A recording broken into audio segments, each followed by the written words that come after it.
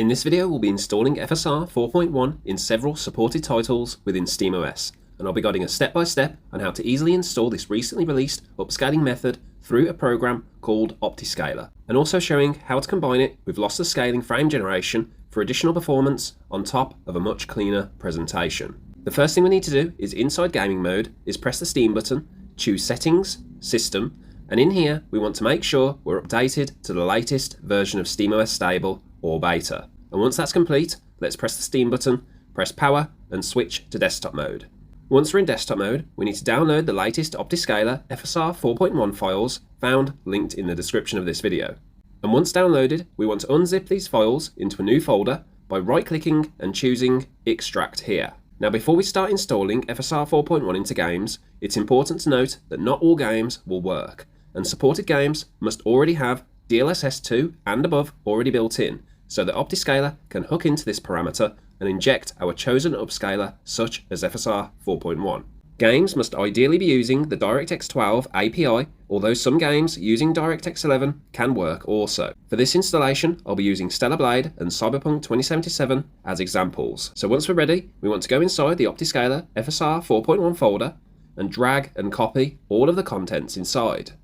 Afterwards, let's select the Steam icon in the bottom right corner on the taskbar, go to our library, find the game we want FSR 4.1 installed into, choose the cog symbol, manage and browse local files to be taken to the main installation directory for our game. Now for copying our FSR 4.1 files, generally for the majority of games, we need to paste these files in the location where our game's main executable files are located.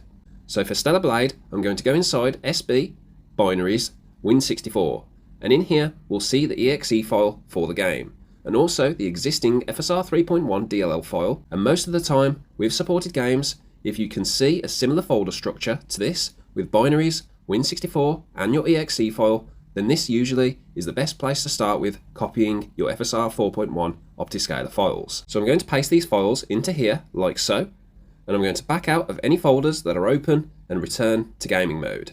Once we're back in gaming mode, we're going to find our game which has FSR 4.1 installed and go inside controller configuration. In here, we need to enable back grip buttons. And for L4, we need to change and assign the insert key, which can be found on the numpad tab. We need this to be assigned so that we can open OptiScaler and change our upscaling options when required, although FSR 4.1 will be enabled by default using this OptiScaler build. Now once we're in game, let's go to our settings, and the majority of the time we'll need to change our resolution scaling mode to DLSS, which will now be unlocked on AMD systems. Although with some games like Stellar Blade, there is an exception where selecting DLSS sometimes won't work, even though it's unlocked. But we can change our resolution scaling mode to use FSR 3 instead, and change to quality on our upscaling resolution, and when we go back to the game, we can now press the insert key using L4 to bring up OptiScaler, and we'll see that FSR 4.1 is already selected, and our upscaling image provides a much cleaner presentation compared to before with FSR 3.1. And if you have the Decky LSFGVK plugin for lossless scaling, which I have a recent installation guide for in the description, we can copy the launch option and paste this inside the game's launch command properties like so, restarting the game afterwards to take effect. And from here, we can multiply our FPS by 2, 3 or 4 times with lossless scaling frame generation in combination with FSR 4.1 upscaling. Next, let's do the same with Cyberpunk 2077, where back in desktop mode, we want to copy our files again, find Cyberpunk inside Steam, choose the cog symbol, manage and browse local files to be taken to the game's installation directory. And from here, we want to go inside the bin and x64 folders where the main Cyberpunk exe is located, and paste our OptiScaler FSR 4.1 files inside. And when we go back to gaming mode, let's go to our controller configuration again, enable back grip buttons, and make sure that the insert key is assigned to L4. And once we get into game, let's go to our settings menu, and on the graphics tab, change our resolution scaling to DLSS Super Resolution. And when we go back to the game and press the insert key, we'll see that FSR 4.1 is selected for us, although on RDNA2 devices, a performance penalty can be expected in comparison to FSR 3.1, although on RDNA3 devices, this performance hit isn't as noticeable. So I hope this quick guide helped you with getting FSR 4.1 installed on SteamOS with RDNA2 and RDNA3 devices.